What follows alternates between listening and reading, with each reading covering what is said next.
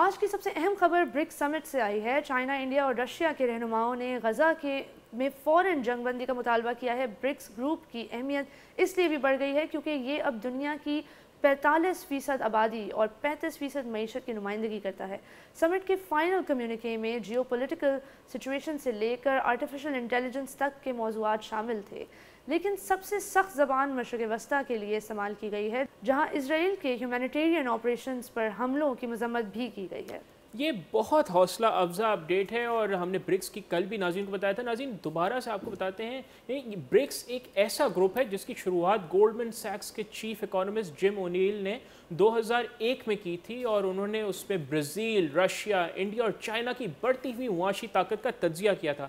اب یہ گروپ مزید توسیع چاہتا ہے، اور یہاں پہ ولادیمیر پوتن جو رشیا کے صدر ہیں، انہوں نے کہا ہے کہ 30 سے زیادہ ممالک نے اس میں شامل ہونے کی دلچسپی ظاہر کی ہے۔ اس سمٹ میں 20 سے زیادہ رہنما شریک ہوئے، جن میں متحدہ عرب امارات اور ایران کے صدور بھی شامل تھے۔ سمٹ میں ایک بہت ہی اہم موضوع ایک نئے پیمنٹ سسٹم کا تھا۔ برکس ممالک ایک ایسا پیمنٹ سسٹم بنانا چاہتے ہیں جو مغربی نظام سے آزاد ہو، US ڈالر سے آزاد ہو۔ کمیونیکے میں کہا گیا ہے کہ برکس کلیئر نام کے ایک نئے کراس بارڈر سیٹلمنٹ سسٹم کی فیزیبلٹی کا جائزہ لیا جائے گا۔ اس کے علاوہ مقامی کرنسیوں اور پیمنٹ انفراسٹرکچر اور انسٹرومنٹس کے استعمال پر بھی غور کیا جائے گا۔ یہ قدم خاص طور پر رشیا کے لیے بہت ہی اہم ہے، جو مغربی پابندیوں کا سامنا کرتا ہے، اور ایک اس طرح کا پیمنٹ سسٹم اگر تشکیل پا جاتا ہے تو تمام US سینکشنز کے اراؤنڈ رشیا کو سرکموینٹ کرنے کا موقع بھی ملے گا۔ And it also actually helps developing world جن کی ڈالرز کی جو سپلائی اور ڈیمانڈ اس میں مسئلہ آتا ہے، اسپیشلی ہمارے جیسے ممالک جو ہمیشہ ڈالرز کے لیے پریشان ہیں۔ بالکل، ابھی SCO میں بھی تو ڈالر سے ہٹ کے پیمنٹ سسٹم پہ بات ہوئی تھی، تو یہ جو ترقی پذیر ممالک ہیں ان کی کافی ہیلپ کرتا ہے، اور یہ اعلانات اب انکریزنگلی سامنے آ رہے ہیں۔ اس پہ ڈونلڈ ٹرمپ نے کہا ہے کہ جو ممالک ڈالر کے پیمنٹ سسٹم سے ہٹ کے دوسری کرنسیز پہ جائیں گے ان پہ وہ تقریباً 100% ٹیکسز لگائیں گے، انہوں نے اس حوالے سے کہا ہے۔ ناظرین، ہم آپ کو یوکرین کی جنگ کے حوالے سے بھی بتائیں کہ اس کا سمٹ پہ کافی زیادہ انفلوئنس رہا ہے، اور یہاں پہ نریندر مودی جو بھارت کے وزیر اعظم، انہوں نے پوتن سے کہا کہ وہ یوکرین میں امن چاہتے ہیں۔ شی جن پنگ نے بھی روسی صدر کے ساتھ بند کمرے میں اس موضوع پر بات کی۔ روس اب یوکرین کے 5ویں حصے پر قابض ہے، جس میں کریمیا اور ڈونباس کا 80% علاقہ اور زاپورژیا اور خیرسن کے 70% علاقے شامل ہیں۔ چائنا اور برازیل UN میں جنگ بندی کے لیے دوسرے ممالک کی حمایت حاصل کرنے کی کوشش کر رہے ہیں۔ سمٹ کا سب سے اہم واقعہ چائنا اور انڈیا کے درمیان تعلقات کی بہتری تھا۔ مودی اور شی جن پنگ نے 5 سال کے بعد پہلی باضابطہ ملاقات کی ہے۔ یہ ملاقات 2020 کے سرحدی تنازع کے بعد پہلی ملاقات ہے۔ نومبر 2022 میں G20 سمٹ میں دونوں رہنماؤں نے مختصر ملاقات کی، اور اگست 2023 میں جوہانسبرگ میں برکس سمٹ کے موقع پر ملے، لیکن اس ملاقات کے بارے میں دونوں ملکوں نے مختلف بیانات جاری کیے ہیں۔ شی جن پنگ نے ستمبر میں نیو دہلی میں ہونے والے G20 سمٹ میں شرکت بھی نہیں کی تھی، لیکن اب لگتا ہے کہ دونوں ملک اپنے تعلقات کو بہتر کرنے کے لیے سنجیدہ ہیں۔ اب ناظرین، اس سے پتہ لگتا ہے کہ برکس کی اہمیت اس وقت اور بھی زیادہ بڑھ گئی ہے جب دنیا میں مغربی طاقت کا توازن بدل رہا ہے۔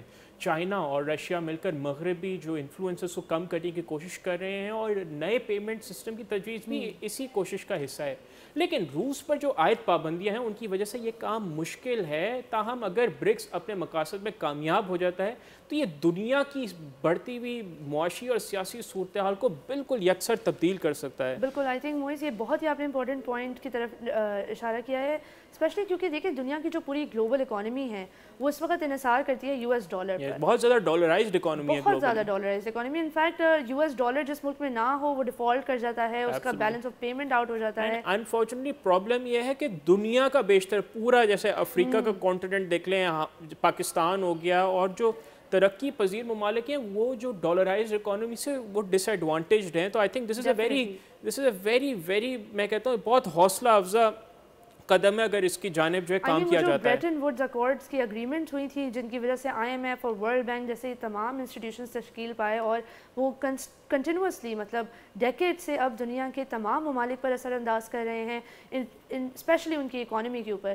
تو اب نظر یہ آ رہا ہے کہ برکس سمٹ، G20 اور اب یہ SCO سمٹ کے بعد بھی ہمیں یہ نظر آ رہا ہے کہ چائنا اور انڈیا اپنے بیچ میں جو تمام they are looking to get rid of it. Because there is a new, ایک ہم نے جیسے کل بھی بولا تھا کہ اب ایک نیو ورلڈ آرڈر تشکیل پا رہا ہے، اور جو برکس سمٹ کی ناظرین سب سے زیادہ جو اچھی بات ہے، ہم نے کل بھی آپ کو بتایا تھا کہ برکس میں سے ہمیشہ تعمیری باتیں ہی سامنے آتی ہیں، جیسے آرٹیفیشل انٹیلیجنس ہو گیا، use of new payment system, اس سے اس خطے کی عوام ہی بہتری کی جانب جائیں گے. اینڈ سب سے زیادہ اس میں جو ہے امن کی کوششوں پہ کام کیا گیا، اسپیشلی آپ چین اور ہندوستان کے درمیان دیکھ لیں یا روس یا یوکرین کے درمیان. بالکل. تو آپ دیکھیں اس سے یہ پتہ لگتا ہے کہ رشیا میں ہونے والی کانفرنس میں بھی امن پہ زور دیا گیا، نہ کہ روس کو کہا گیا کہ آپ یوکرین پہ حاوی رہیں. اور موسٹ آف آل جو مغربی دنیا سے سب کی شکایت ہے کہ وہ فلسطین کے معاملے پہ بہت ان کا جو اقدام ہے وہ کافی ڈس اپوائنٹنگ رہے ہیں. یہاں پہ بڑا واضح ایک موقف آیا ہے اسرائیل کے حوالے سے which is the need of the time.